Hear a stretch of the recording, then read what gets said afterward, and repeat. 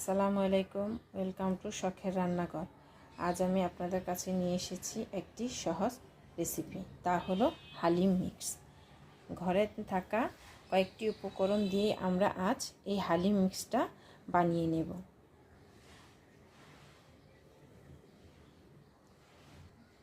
ঘরে থাকা অল্প কয়েকটি উপকরণ দিয়ে আমরা আজকে এই সহজ রেসিপিটি বানিয়ে নেব। তবে চলুন যাওয়া যাক মূল রেসিপিতে। আমি এখানে 1 কাপ মসুর ডাল নিয়েছি, 1 কাপ মাসকলাই ডাল নিয়েছি, 1 কাপ মুগ ডাল নিয়েছি। আপনারা চেষ্টা করবেন সম পরিমাণ এই ডালগুলি নেওয়ার। এবার দিয়ে দিব 1 কাপ পোলার চাল। আপনারা চাইলে এখানে হাফ কাপ পোলার চাল, হাফ কাপ রান্নার রেগুলার চালও ব্যবহার করতে পারবেন।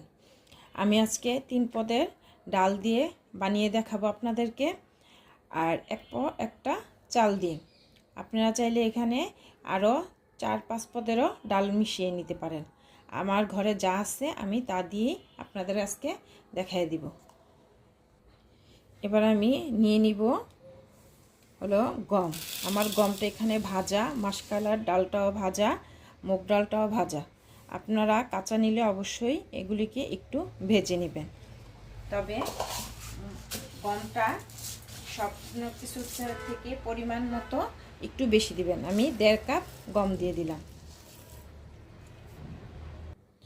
এবার আমি সবগুলো উপকরণকে একসাথে মিশিয়ে নেব। আপনাদের ডাল, গম এগুলি যদি ভাজা না থাকে, আপনারা এগুলিকে ভালো করে হালকা করে ভেজে নেবেন।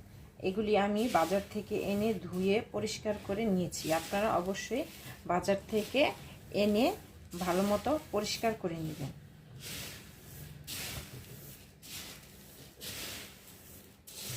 জি, মিশিয়ে নিয়েছি। এবার আমি একটা ব্লেন্ডারে জারে করে নিয়ে দেব।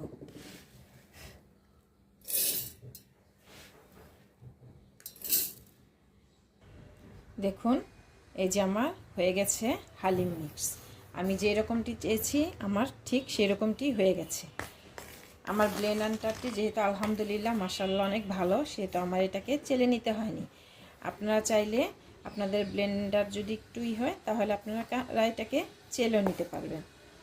দেখুন, অল্প কয়েকটি উপকরণে, ঘরে থাকা উপকরণগুলি দিয়ে আমি কি সুন্দর তৈরি করে ফেলেছি মজাদার হালিম মিক্স। আমার ভিডিওটি আপনাদের যদি ভালো লাগে তবে একটি লাইক এবং পাশে থাকা বেল আইকনটিকে ক্লিক করে দিবেন, সাবস্ক্রাইব করে দিবেন, যাতে করে আমি কোনো ভিডিও ছাড়লে সবার আগে নোটিফিকেশনটি আপনাদের কাছে পৌঁছে যায়। আপনাদের একটু ভালোবাসা ও সহযোগিতা আমাকে অনেক দূর এগিয়ে যেতে সাহায্য করবে। আজ এ পর্যন্তই, আল্লাহ হাফেজ।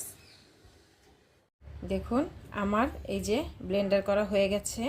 আমি যেরকমটি চেয়েছিলাম ঠিক সেরকমটি হয়ে গেছে।